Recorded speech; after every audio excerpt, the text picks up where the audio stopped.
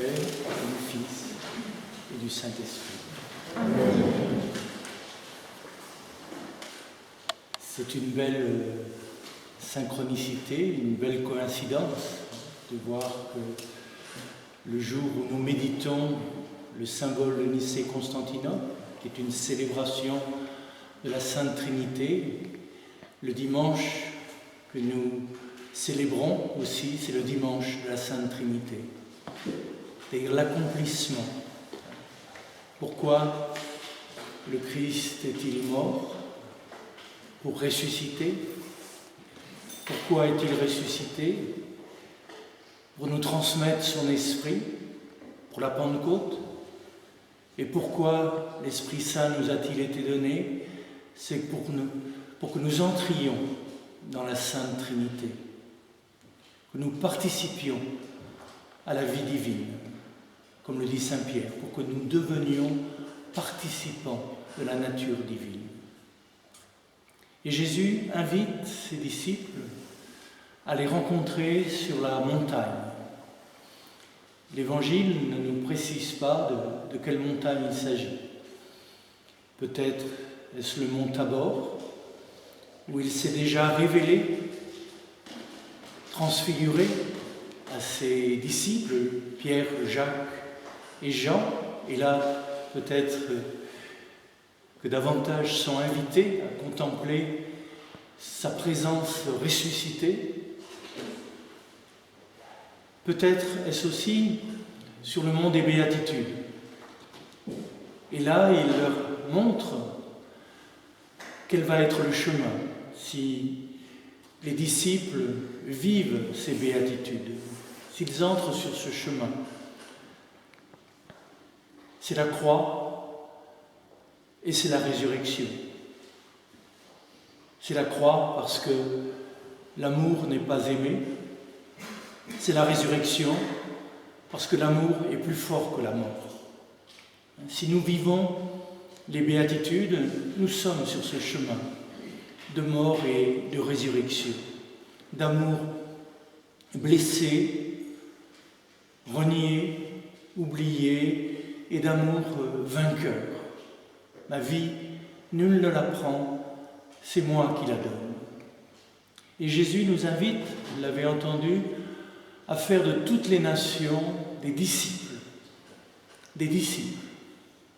pas des esclaves, pas des victimes, bien sûr. Or, c'est la situation dans laquelle nous sommes souvent. Nous sommes souvent les victimes ou les esclaves de la vie, victimes ou esclaves des événements, de nos maladies, de nos pulsions. Nous sommes plus ou moins dépendants. Et Jésus nous appelle à devenir disciples de la vie et de la grande vie, plus grande que nos petits désirs, que nos petits attachements. Être à l'écoute de ce vivant qui nous habite. Nous sommes souvent aussi les victimes et les esclaves de nos pensées, de nos mémoires, qui n'arrêtent pas de nous agiter. Et nous sommes soumis à ces pensées qui nous traversent. Et Jésus nous appelle à devenir disciples, disciples non seulement de la vie, mais disciples de la lumière, disciples de la conscience. Et la conscience n'est pas faite seulement de nos pensées, de ces pensées qui vont, qui viennent, qui nous agitent. Il y a aussi ce beau silence entre les pensées. Devenir les disciples de la lumière, au cœur même de nos pensées. Arrêter d'être des esclaves et des victimes. Il nous invite aussi à être les disciples de l'amour. Alors que nous sommes quelquefois aussi ces victimes et ces esclaves. Mais de quel amour parlons-nous? Nous sommes victimes de ces amours possessifs, jaloux, où nous nous approprions les uns les autres, où nous nous consommons les uns les autres. Jésus nous invite à devenir disciples d'un amour qui rend libre, qui respecte l'autre dans son altérité. Et comment devenir disciple? Comment faire de toutes les nations des disciples? Et là, Jésus nous le précise en plongeant. Baptisez-les au nom du Père, du Fils et du Saint-Esprit. Baptisez-les. Vous savez que le mot baptizai en grec veut dire plonger. On devient disciple quand on plonge.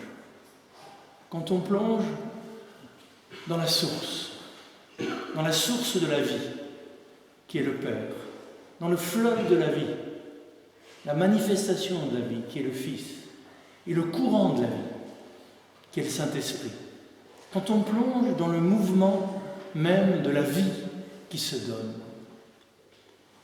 baptisez-les, plongez dans la vie, dans les profondeurs secrètes, cachées de la vie qui se donne. Il s'agit de plonger aussi dans la lumière, dans une plus haute conscience. Il s'agit de s'éveiller à la lumière de l'être. Plongeons dans cette source de la lumière qu'est le Père, la source de toute conscience, la source du Logos. Logos qui est la manifestation de la lumière et son incarnation.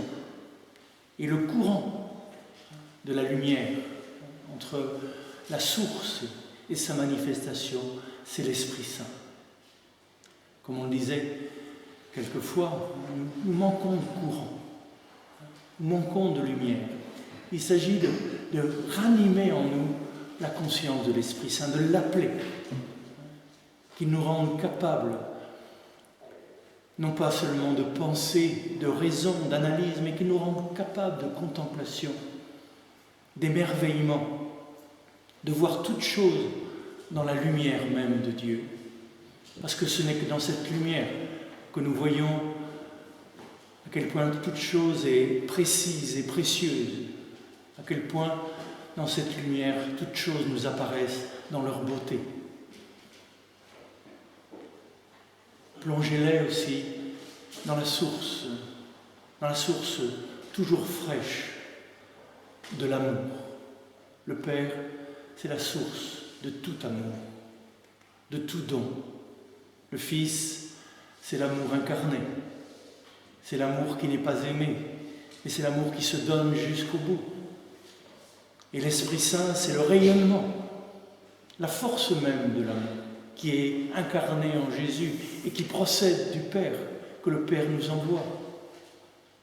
Plonger, devenir disciple, cesser d'être des esclaves et d'être des victimes, c'est nous plonger à chaque instant dans la source, dans le fleuve, dans le courant de la vie, de la conscience et de l'amour qui se donne. Nous restons souvent sur le rivage. On ne peut pas plonger les autres sans être soi-même dans le bain. Et nous ne sommes pas toujours dans le bain. Nous ne sommes pas toujours dans la Trinité, nous ne sommes pas toujours au cœur de cette relation vivante, lucide et aimante. Nous sommes souvent à côté, comme je l'étais hier quand j'étais sur le quai à Marly. Malheureusement, je n'étais pas du tout dans la Trinité. Je n'étais pas dans le bain. J'étais vraiment à côté, c'est-à-dire dans mes pensées, dans mon inquiétude aussi pour le monde, quand je voyais toutes ces jeunes filles ravissantes avec des oreilles de souris, comme Mickey. C'est à Marly que ça se passe. Donc il y a ce fameux Disneyland. Je me disais quand même, la femme augmentée, il faut des oreilles de Mimi, des oreilles de Mickey. Est-ce que c'est vraiment ça, vers cette humanité-là que l'on va? Donc vous sentez bien que je n'étais pas dans le bain. J'étais dans des pensées un petit peu tristes. Et il a suffi d'un sourire, le sourire d'une personne qui passait là, un sourire pas de séduction, un sourire gratuit, pour rien. Et ça m'a remis dans le bain. Ça m'a remis dans la relation. Tout d'un coup, j'étais seul avec mes pensées, avec mes ruminations, mes jugements sur cette humanité. Et tout d'un coup, j'étais de nouveau dans la relation. Un simple sourire pour revenir dans le bain. Mais plus qu'un sourire, je dirais, il y a la présence de Yeshua, la présence de Jésus. Et vous l'avez entendu, ce sont ses dernières paroles. L'évangile aujourd'hui est un évangile important, puisque c'est la fin de l'évangile de Matthieu en tout cas. Et ces dernières paroles, c'est des dernières paroles qu'entendent les disciples, quand ils sont invités à que tous participent à cette vie de disciples, à cette vie de la Trinité. Et c'est vrai, les nations, je n'ai pas souvent réfléchi à ce thème-là. Ce n'est pas simplement des personnes, des individus qui sont appelés à devenir disciples, mais ce sont aussi des nations. Et ce soir, peut-être que je m'approche un peu de ce que disaient ces vieux philosophes russes quand ils disaient « notre programme social, c'est la Trinité ».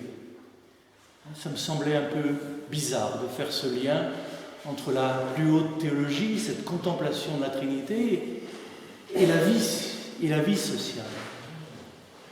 Et c'est vrai, si on contemple la Trinité, on contemple une unité en relation. Unité dans une même nature, dans le respect des personnes. Une seule nature en trois hypostases. Une seule nature en trois personnes. Et concrètement, dans la vie sociale, qu'est-ce que ça veut dire? Des personnes uniques, irremplaçables, mais qui partagent la même nature, qui est la nature humaine. Nous sommes tous des êtres humains. Et Jésus s'est fait être humain, il s'est énanthropé, comme on le disait tout à l'heure. Il s'est fait totalement humain dans toutes ses dimensions. Et notre programme social, c'est la Trinité. C'est-à-dire une communion de personnes, sans fusion et sans séparation, sans égalitarisme. Donc vous sentez bien ces deux impasses que l'on a connues, que l'on connaît toujours dans nos sociétés, ce passage d'un totalitarisme. Nous sommes tous réduits au même, on doit tous entrer dans le même moule, penser la même chose, croire de la même façon. Une espèce de nivellement. Et puis, d'un autre côté, l'individualisme, où chacun est séparé, chacun est dans son expérience, mais il n'y a plus d'unité, plus de communion. Et là, la Sainte Trinité, notre Dieu, le Dieu qui se révèle au cœur même de la vie de Yeshua, c'est une unité sans confusion, sans mélange. Et c'est une différenciation sans séparation. Vous me direz, mais ça, c'est l'amour qui peut nous l'apprendre. Oui, c'est l'amour.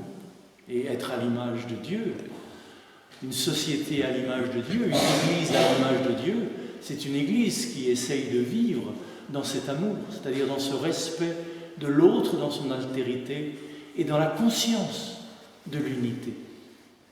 Ni mélange, ni fusion, ni séparation, ni exclusion. Nous sommes un et nous sommes différents.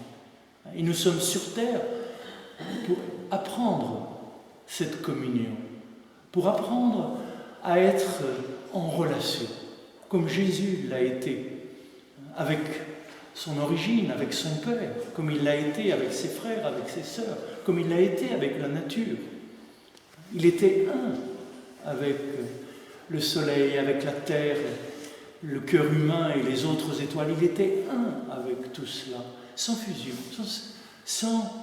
sans mélange et en même temps sans séparation.